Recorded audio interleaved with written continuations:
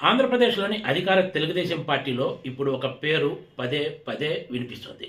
Telugu Desam party అంటే సహజంగా ఎవరికైనా ఫస్ట్ నారా చంద్రబాబు నాయుడు, ఆ తర్వాత నారా లోకేష్‌ల పేర్లు గుర్తుకు రావడం సహజమే. కానీ ఇప్పుడు మూడవ పేరు కూడా తెర మీదకొచ్చింది. మూడవ పేరు తెర మీదకు రావటమే కాదు, ఇప్పుడు ఆ పేరు పవర్ సెంటర్‌గా మారిందనే చర్చ మంత్రులతో పాటు అధికార పార్టీ ఎమ్మెల్యేల్లో కూడా సాగుతోంది.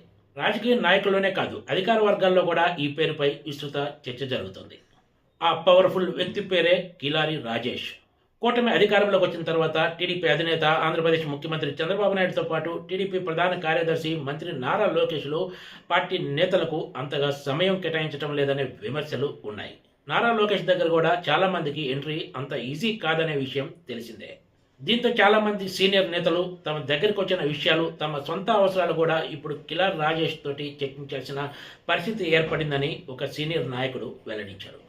టీడీపీ ప్రతిపక్షంలో ఉండగా అప్పటి వైసీపీ ప్రభుత్వము కిలారి రాజేష్ను స్కిల్ డెవలప్మెంట్ కేసు విషయంలో సిఐడి ద్వారా ఇబ్బందులు పెట్టగా ఆయన కోర్టును ఆశ్రయించి ఊరట పొందారు.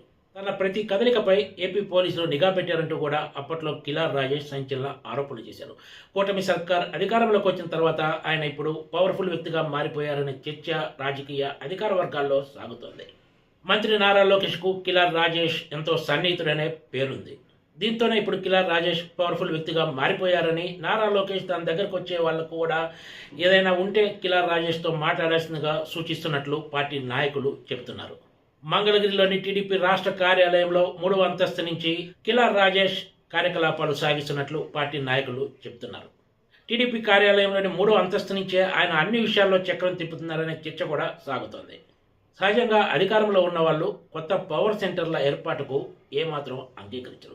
కానీ కిలారి రాజేష్ విషయంలో అటు ముఖ్యమంత్రి చంద్రబాబు నాయుడు, ఇటు మంత్రి నారా లోకేష్ ఇద్దరూ ఓకే చెప్పడం అన్నది పార్టీ నాయకుల్లో కూడా ఆసక్తికర చర్చకు కారణమవుతుందనే చెప్పాలి. కొత్తగా టీడీపీ తరపున రాజ్యసభ సభ్యత్వం దక్కించుకున్న సానా సతీష్ మంత్రి నారా లోకేష్తో పాటు కిలారి రాజేష్ కూడా సన్నిహితుడని పార్టీ నాయకులు చెప్తున్నారు. మొత్తానికి అటు పార్టీలోనూ ఇటు ప్రభుత్వంలోనూ కూడా కిలారి రాజేష్ పేరు ప్రముఖంగా వినిపించడం కొత్త చర్చకు కారణమవుతుందని చెప్పాలి. Please subscribe TGTV.